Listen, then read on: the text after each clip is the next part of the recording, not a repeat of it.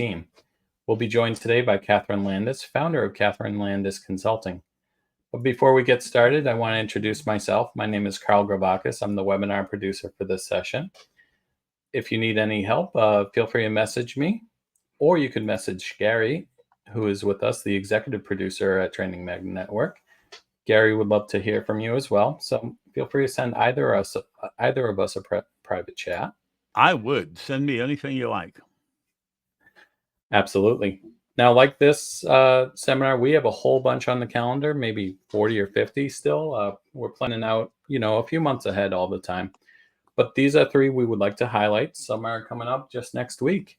I personally would like to check out the Canva Reimagined, a deep dive into the new UI and animation capabilities. Canva is a great tool. If you're a sales trainer, you can teach the know, like, and trust storytelling flywheel to accelerate marketing momentum, or learning escape games, why, what, and how, with Dr. Rachel Aprin. You'll find all of these on the calendar at trainingmagnetnetwork.com. You know what? I've got about 70 webinars on the calendar already, and I'm working on booking webinars for January through May right now. So there are loads of them that are appearing every day. So be sure and go to the calendar so you can see what's on there that maybe Carl hasn't told you about just now. Absolutely. Now, all the Training Mag Network's webinars qualify for a certification or recertification point with ATD. We'll be showing you how to create the certificate of participation towards the end of the webinar. So if you're looking for that, we'll be sure to give you that info. Training live and online, we have some online certificate courses such as podcasting for trainers, designed to delivery. These certificates are offered through trainingliveandonline.com. Feel free to check out what other certificate programs are there as well. So welcome to today's event, Creating the Conditions for a Powerhouse Team, run by Kathryn Landis, founder of Kathryn Landis Consulting. Welcome, Kathryn, to Training Mag Network. Thank you. Thank you for having me. Hello, everyone. Good morning, good afternoon, depending on where you are. So excited to be here.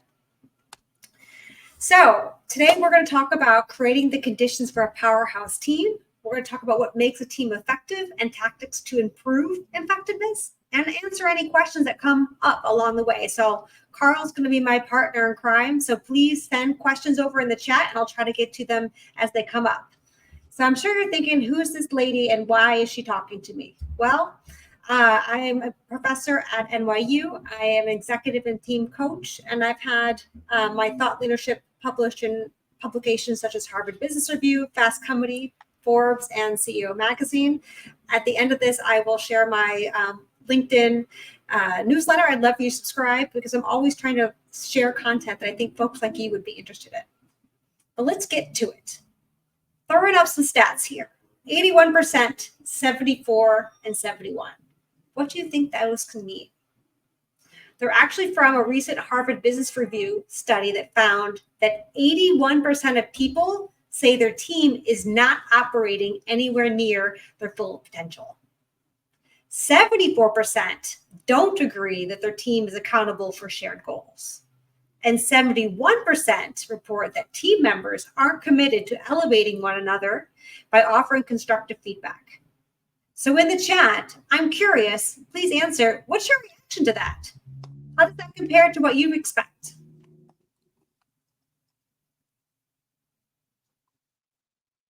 Seems high. Thank you, Michael.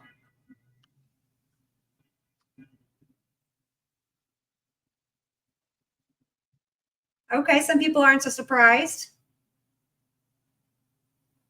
All right, so let's talk about a little bit more about it. My team is full of retired people. It's filling their potential completely. Yeah, there will be a copy of the presentation today. It will be shared. Oh, Marina's feeling this way. Okay, so we'll talk about that. Let's keep going. Thank you for sharing your reaction. And I got to tell you, the more that you share, the better this will be. So I would really prefer this not to be a one-way conversation. I want to make this to be as most value to you So let's have a conversation here. So let's think back to an ineffective team. The comedy of errors. This can be at work. This could be at school. This could be a sports team. I want you to think about the worst team you've ever been on. What made it the worst team? How do you feel just thinking about it? What's coming up for you? Please put in the chat. The people made it the worst. Apathy, thanks, Jeff. Poor leadership. Lack of leadership, yeah. Competing versus collaborating. Felt awful. Oh, yeah. Well, let me tell you a story about a client of mine. This team was made up of multiple acquisitions, a whole bunch of different cultures coming together. Folks were jockeying for titles and stature. And all of this was exasperated by remote work that didn't allow for informal interactions. There was so much mistrust that the SVPs were afraid to speak up in meetings. They were afraid to make decisions.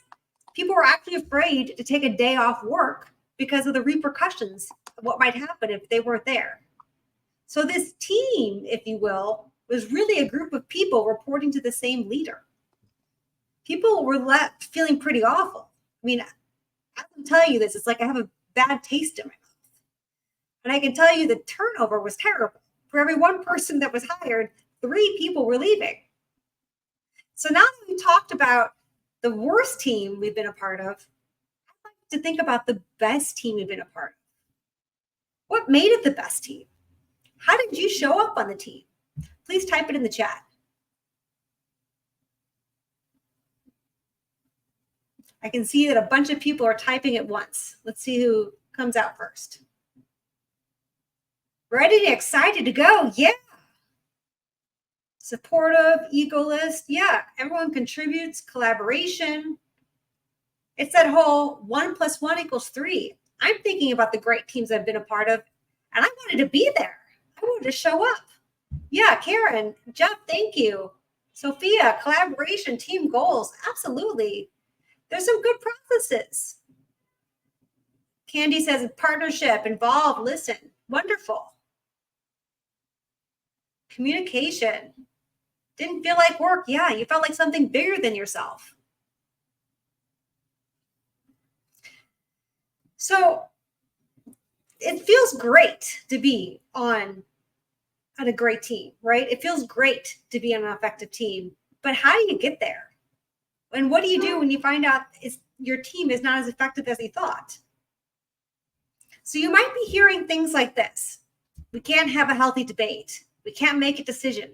Maybe there's constant tension between functions. Someone mentioned silos being a key indicator of or key attribute of the worst team they've been a part of.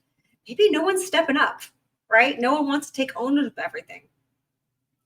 These are all things you might hear from a dysfunctional team. And I'm curious, how does this relate to what you hear from dysfunctional teams? What have you heard from a dysfunctional team? What's some of the symptoms that you might hear people talking about? Or some of the indicators that things aren't working?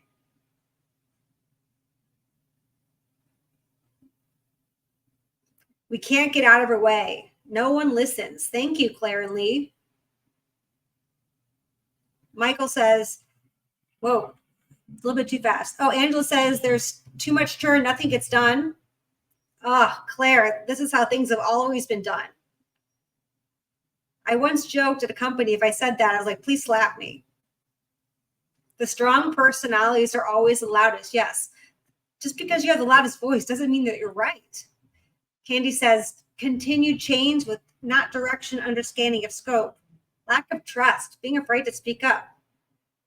Angela, great point. Not knowing what success means or what done means. I remember once working at a company where I spent more time talking about what we were going to do, what we did do, versus actually what we even did. Making changes or without data or goals support the change, 100%. Constant communication breakdowns. All right, so it is very clear, you all, that